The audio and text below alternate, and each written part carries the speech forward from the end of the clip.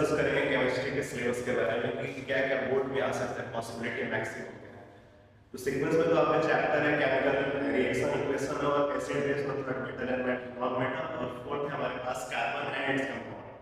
तो सबसे ज्यादा जो इम्पोर्टेंट चैप्टर है उसका जो टॉपिक और मैक्सिमम जो वेटेज कवर करने वाला हमारे पास जो चैप्टर है उसका नाम है कार्बन एंड इट्स कंपाउंड, और सबसे टफ भी बोला जाता है। और जब आप बोर्ड का पेपर जब साइंस में ओपन करेगा तो सबसे ज्यादा जो क्वेश्चन दिखेगा तीनों सब्जेक्ट में सबसे ज्यादा दिखेगा केमिस्ट्री का, और वो भी कार्बन एंड इट्स कंपाउंड का। ठीक है, तो वो देखते हैं कि क्या इंपॉर्टेंट हो सकता है हमारे पास।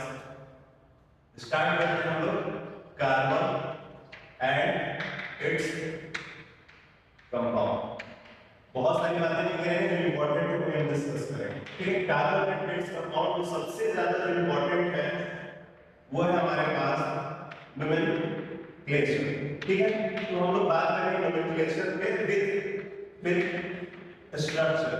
तो नोमेनक्लेचर तो आपको पता ही होना चाहिए, बट उसके साथ आपको स्ट्रक्चर भी बनाना आना चाहिए, कैसे उसका स्ट्रक्चर हम बना सकते हैं। ठीक है, जैसे प्रोपेन आ गया, तो प्रोपेन का तो आपको केमिकल फॉर्मूला आपको पता होना चाहिए, बट उसका स्ट्रक्चर भी आपको बनाने आना चाहिए। ठीक है, सेकेंड चीज है हमारे पास जो सबसे ज्यादा इंपॉर्टेंट है, जिसका नाम है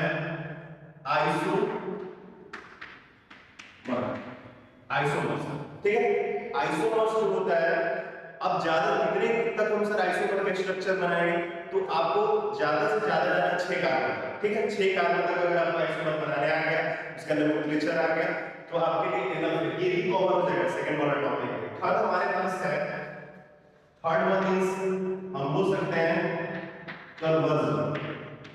ठीक है, कन्वर्जन। अब कन्वर्जन क्या होगा सर, ये तो कन्वर्जन, ये तो 11th क्लास का टॉपिक बता रहे हैं, 12th क्लास। तो कन्वर्जन में आपको ये बताना है, जैसे कि हमारे पास एक आप लोगों ने ऑक्सीडेशन टॉपिक पढ़ा होगा इसी चैप्टर में, तो उसमें था हमारे पास इथेनॉल से इथेनोइक एसिड। तो उसमें हम इथेनॉल को इथेनोइक एसिड कैसे बना सकते हैं, तो वहां पे हम लोग यूज करेंगे अल्कलाइन KONO4। जैसे कि अब आपका सेकंड चीज भी आ गया, इथेनॉल से हमको अगर बनाना है इथीन, तो इथेनॉल से इथीन बनाने के लिए हम लोग क्या यूज करेंगे, वहां पे हम लोग यूज करते हैं कंसंट्रेटेड H2SO4। आपको पता है कि कंसंट्रेटेड H2SO4 जो है एक तरीके से हाइड्रेटेड एजेंट की तरह काम करता है, वाटर को निकालने का काम करता है। इथेनॉल से H2 को निकालने का तो हमारे पास इथीन कन्वर्ट हो जाएगा। नेक्स्ट इस चैप्टर का इंपॉर्टेंट टॉपिक है हमारे पास, जो कि हम बोल सकते हैं एक्शन ऑफ सोप। ठीक है, ये हमारे पास इस चैप्टर का इंपॉर्टेंट टॉपिक है हमारे अनुसार, और इसी से मैक्सिमम क्वेश्चन आएगा। ठीक है, बाकी आप एमसीक्यू के बेसिस पे आप देख सकते हैं सब इंपॉर्टेंट कार्बन कंपाउंड में। ठीक है, उसका प्रॉपर्टीज देख सकते हैं, वो एमसीक्यू के बेस पे। ये हमारे पास मैक्सिमम मार्क्स कवर करने वाला इस चैप्टर का टॉपिक है। नेक्स्ट है हमारे पास, इसका नाम है मेटल एंड नॉन मेटल। ठीक है, तो यहां पे देखिएगा मेटल एंड नॉन मेटल में सबसे ज्यादा जो इंपॉर्टेंट है फॉर्मेशन ऑफ आयोनिक कंपाउंड। जैसे कि आयोनिक कंपाउंड में formation of MgCl2, formation of NaCl, ये कैसे होगा, तो यहां पे हमारे पास फॉर्मेशन आपको पता होना चाहिए। ठीक है, second one is, second important topic is हमारा एक्सट्रैक्शन। आप लोगों ने पढ़ा था एक्सट्रैक्शन कि कैसे हम लोग सीनावार से मरकरी को एक्सट्रैक्ट कर सकते हैं। ठीक है, तो यहाँ पे एक्सट्रैक्शन में हमारे पास कौन कौन सा मेटल का एक्सट्रैक्शन आप लोग पढ़ सकते हैं, Hg, कॉपर, और थर्ड वन इज जिंक, और सबसे ज्यादा जो इंपॉर्टेंट है हमारे पास है Hg। ठीक है, तो ये ध्यान रखिएगा। तो इसके एक्सट्रैक्शन से क्वेश्चन कैसे होगा, एक्सट्रैक्शन ऑफ Hg फ्रॉम सिनावार। ठीक है, और ये ओर के फॉर्म में पाया जाता है हमारे अर्थ प्लस में। तो जैसे इसका ओर क्या होगा Hg का, तो हमारे पास मरकरी सल्फाइड होगा। तो मरकरी सल्फाइड से हम लोग कैसे एक्सट्रैक्ट करेंगे इस चीज को, ये देख लीजिए। Third one is chemical properties of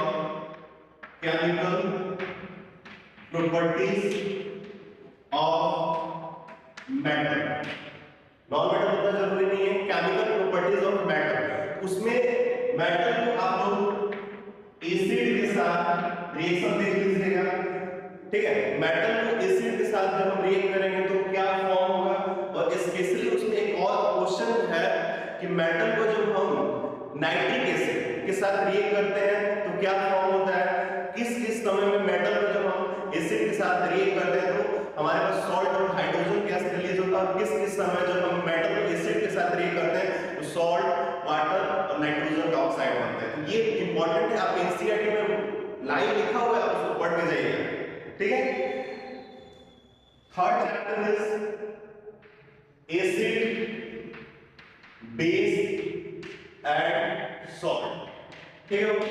third, ये बहुत लेंथी चैप्टर है, ठीक है। सेकंड चैप्टर है हमारे बुक का, लेंथी है बट बहुत इजी है, ठीक है। तो एसिड, बेस, सॉल्ट में आपको बहुत चीज नहीं पढ़ना है। पहला तो हम लोग की इंडिकेटर और इंडिकेटर में भी आप सिंथेटिक इंडिकेटर के बारे में पढ़ते जाइए। एसिड में उसका कलर क्या होता है, मिथाइलोरेज का, फेनोल्फथालीन का, एसिड में, बेस में, ठीक है। तो ये आप देख लीजिएगा। सेकंड वन इज कि एसिड को हम लोग जब रिएक्ट करेंगे metal carbonate and metal hydrogen carbonate, acid को हम लोग मेटल कार्बोनेट और मेटल हाइड्रोजन कार्बोनेट के साथ करेंगे तो क्या फॉर्म होगा, ठीक है लोग। थर्ड इंपॉर्टेंट इज, और ये मोस्ट इंपॉर्टेंट है हमारे लिए, कि जब हम बेस को जब हम रिएक्ट करेंगे इसके साथ मेटल के साथ, और ये बेस का थोड़ा सा टफ बनता है, तो आप एक बार इसको देख लीजिए, ठीक है। और थर्ड लास्ट इंपॉर्टेंट टॉपिक हमारे इस चैप्टर का है कि सॉल्ट। ये तो बहुत याद करने वाला है, ऐसा कुछ है नहीं, मगर ऐसा ही जो बच्चे समझ गए हैं इक्वेशन बनाना तो ये इजी है, ठीक है। तो सॉल्ट में आपको बहुत ज्यादा नहीं पढ़ना है, 2 सॉल्ट पढ़ लीजिएगा, इसी में से क्वेश्चन आएगा।